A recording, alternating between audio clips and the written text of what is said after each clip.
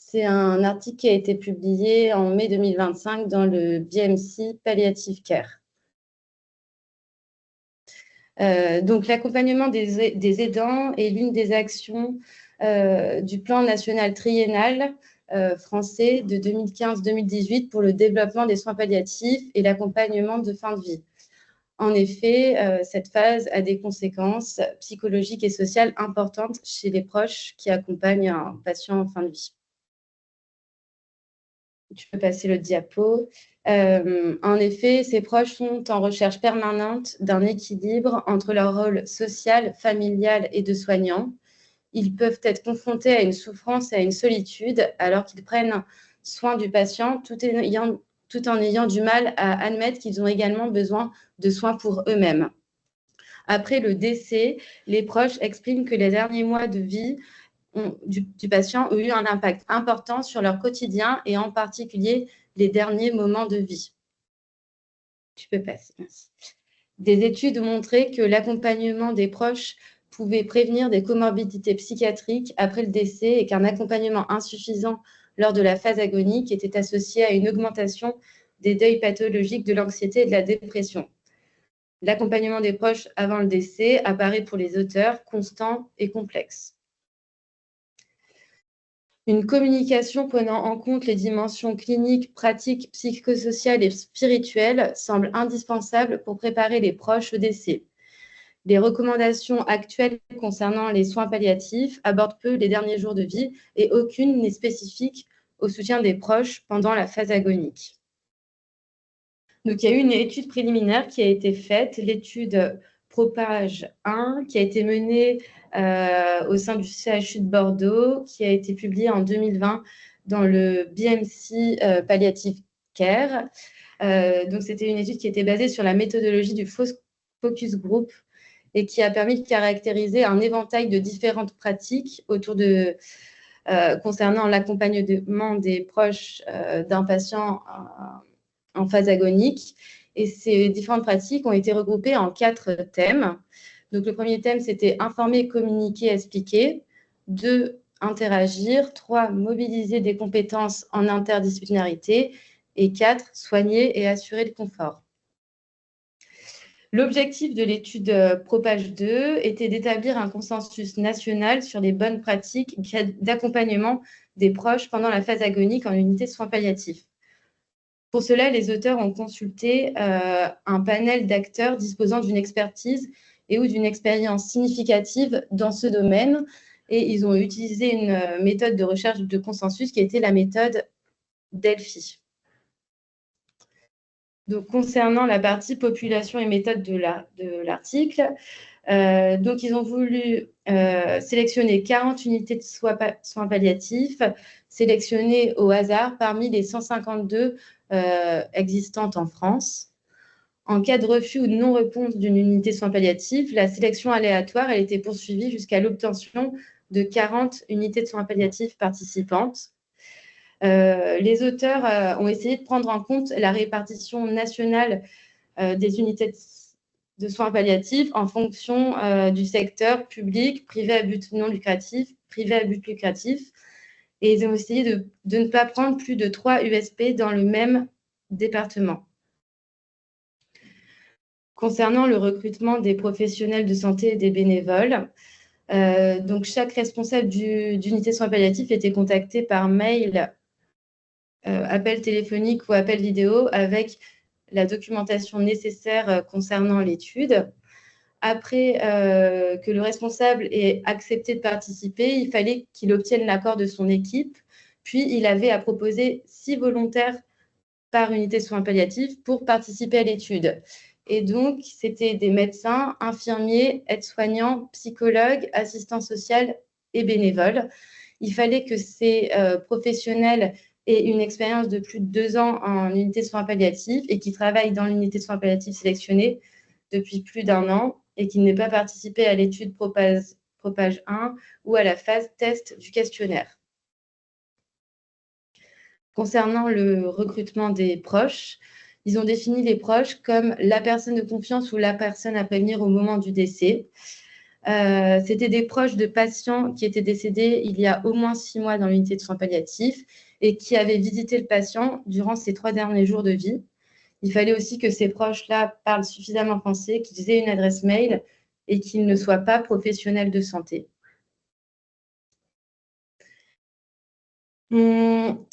Donc, ils ont utilisé une méthode de recherche par consensus. En effet, ces méthodes de recherche par consensus sont utiles dans les situations où les pratiques professionnelles ne sont pas homogènes et où les données de la littérature ne sont pas suffisantes. Dans l'étude Propage 2, ils ont utilisé la méthode Delphi, qui est l'une des méthodes de recherche par consensus qui est la plus utilisée. C'est une procédure qui est itérative et interactive, où les participants échantillonnés créent un groupe d'experts représentatifs des connaissances actuelles et ou des perceptions actuelles. Dans cette étude, les auteurs ont décidé de faire 3 tours de révision du questionnaire. Donc, le questionnaire était accessible en ligne de manière sécurisée. Les participants avaient maximum 20 minutes pour y répondre. Donc, le questionnaire était basé sur 55 pratiques qui étaient issues de l'étude Propage 1. Et chaque pratique, les réponses de chaque pratique ont été recueillies sur des échelles de Likert qui reflétaient le degré d'accord, qui était noté entre 1 et 9. Donc, ça allait de 1, pas du tout d'accord, à 9, totalement d'accord. Et ou aussi parfois sous la forme de commentaires libres.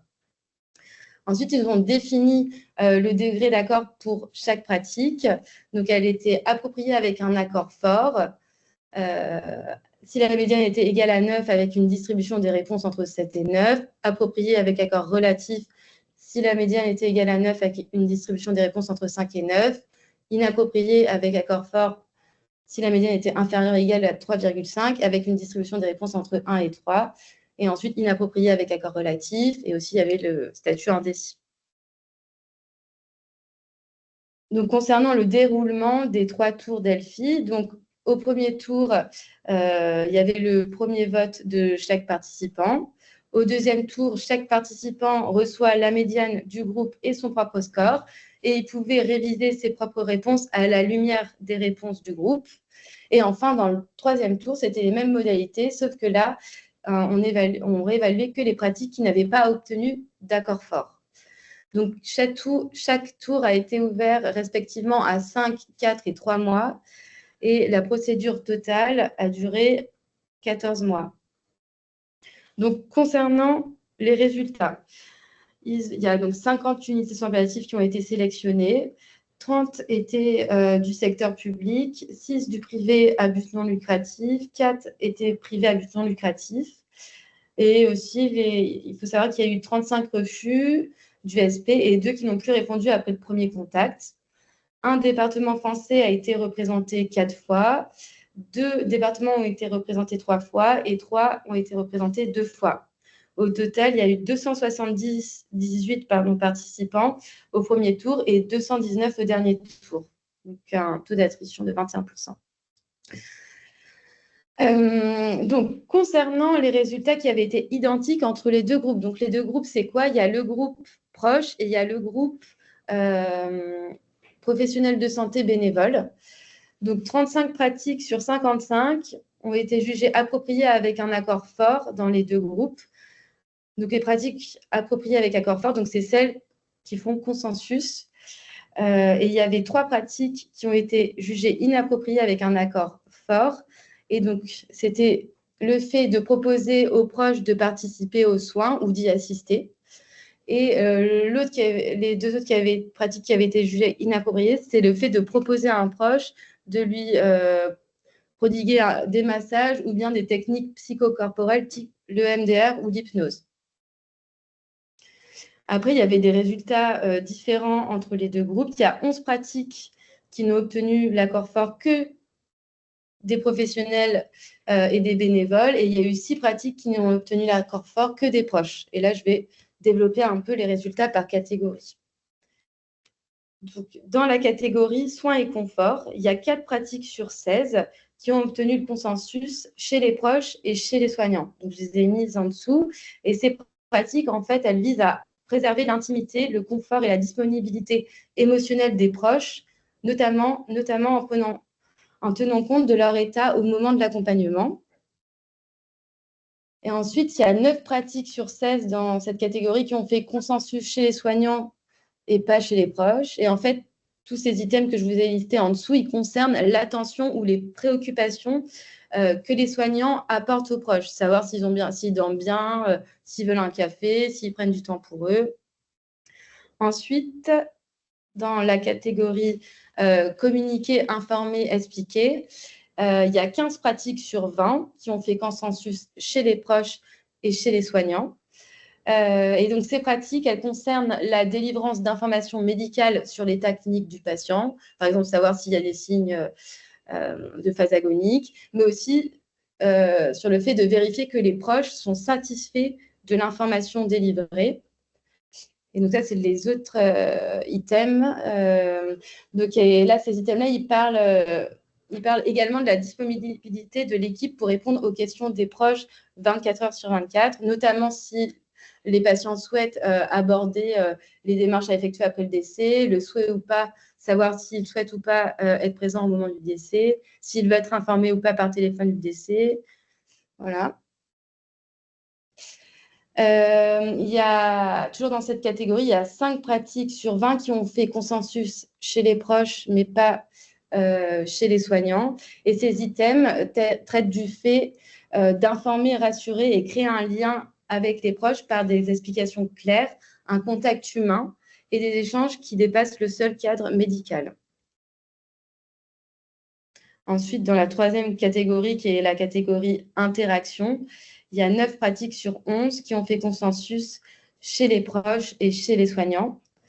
Et donc, ces pratiques, elles parlent du fait d'accueillir les proches avec bienveillance, faciliter les échanges formels et informels, respecter leurs repères culturels et leur offrir un soutien concret et humain tout au long de leur présence. Et il y a 2 pratiques sur 11 qui ont fait consensus chez les soignants, mais pas chez les proches dans cette catégorie. C'est le fait de reporter des soins non urgents pendant la visite des proches et le fait d'offrir une oreille attentive ou simplement s'asseoir avec eux en silence dans la chambre. Et enfin, pour la dernière catégorie, qui est la catégorie interdisciplinarité, il y a 7 pratiques sur 8 qui ont fait consensus chez les proches et chez les soignants. Et donc, ces pratiques renforcent le travail d'équipe en favorisant la coordination, les échanges entre professionnels, l'adaptation aux besoins des proches et le soutien mutuel des professionnels de santé dans les situations difficiles. Par exemple, là, je peux citer la P48, proposer un entretien pour les jeunes enfants en binôme avec un psychologue et un autre professionnel de santé, ou proposer aux soignants des entretiens pluriprofessionnels. Et il y a une pratique sur 8 qui faisait consensus chez les proches, mais pas chez les soignants dans cette catégorie. C'était le fait de concevoir un projet d'accompagnement des proches en interdisciplinarité, en utilisant notamment un génosociogramme. En résumé, dans la catégorie soins et confort, il y a 4 pratiques sur 16 qui ont fait consensus pour les proches, VS 13 sur 16 chez les soignants. Dans la catégorie 2, 20 sur 20 des pratiques ont fait consensus chez les proches et 15 seulement chez les soignants. Dans la catégorie 3, il y en a 9 sur 11 qui ont fait consensus chez les proches, VS 11 sur 11 chez les soignants. Et enfin, dans la dernière catégorie, 8 sur 8 ont fait consensus chez les proches et 7 sur 8 chez les soignants. Voilà.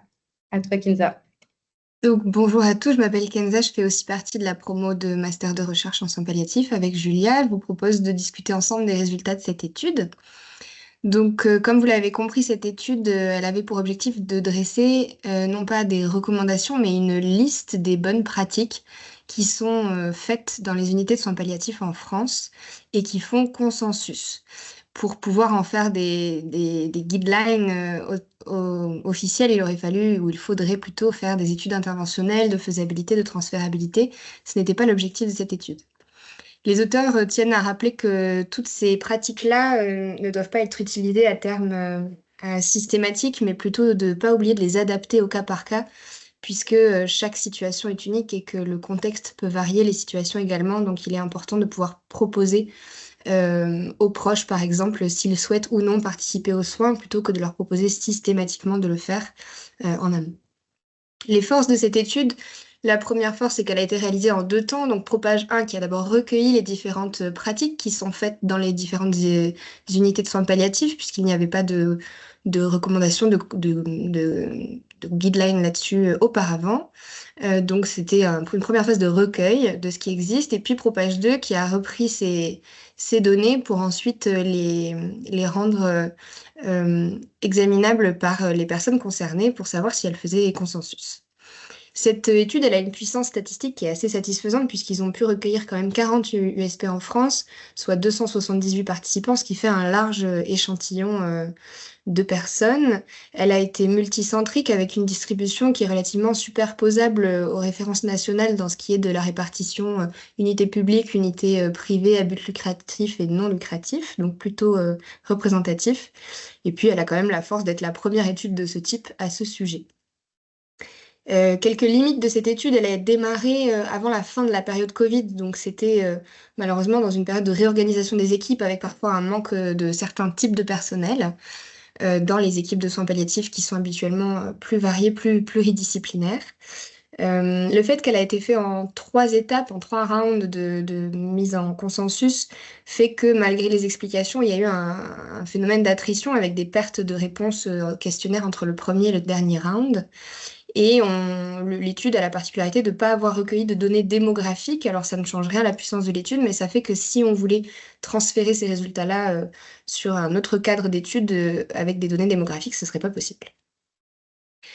Il faut noter notamment quand même que cette étude, elle a permis beaucoup de choses. Elle permet à la fois de créer un outil réflexif qui est utilisable au sein de chaque équipe pour se questionner sur quelles sont nos pratiques et pouvoir les comparer à celles qui existent ailleurs.